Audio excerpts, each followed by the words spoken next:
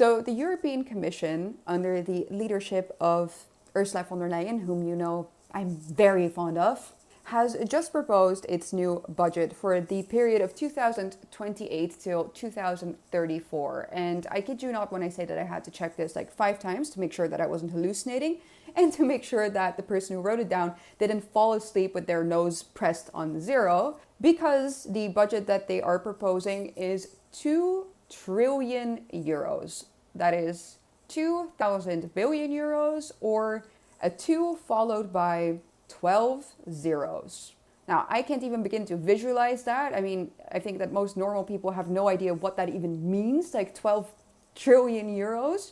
But obviously, this is our taxpayers' money, and it is a 60% increase with respect to the previous budget. So you might ask, okay, what do they need all of this money for? Well, some of it we could have seen coming from miles away, of course.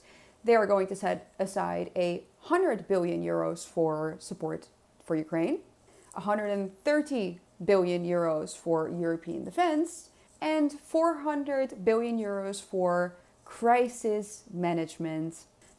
What self-created crisis might that be? Well, you pick one, but they're setting 400 billion euros aside for it, so it should tell you something.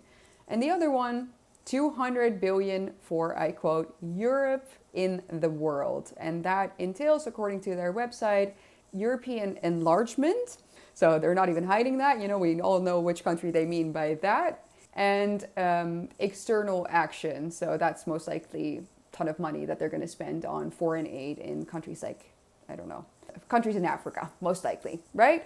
And is there anything that they decided to cut back on? Well, yes, ladies and gentlemen, there is one thing. And you guessed it, it's the farmers.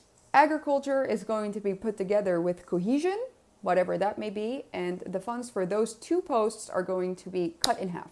So yeah, the one thing that they've decided to not spend as much money on is on the people who provide Europeans with their food. Makes a hell of a lot of sense, doesn't it? I mean, it's totally in line with their destructive agenda. It's totally in line with everything they've done. And it's the very reason why I keep on saying that we will not get anything done and we will not make Europe great again unless we leave the EU. Because what is going to happen now? Germany has already said, oh, no, this is too much for us. The Netherlands is also complaining that it's too much. But what will end up happening is that instead of this 60% proposed increase, they will probably compromise and go down to, let's say, I don't know, 40% increase, which still means that we're going to end up spending an obscene amount of money on their destructive agenda. And the only thing that will happen is European people will become victims of that. We will be paying even more for our own destruction. The only answer to this story, I keep on saying it, leave the EU.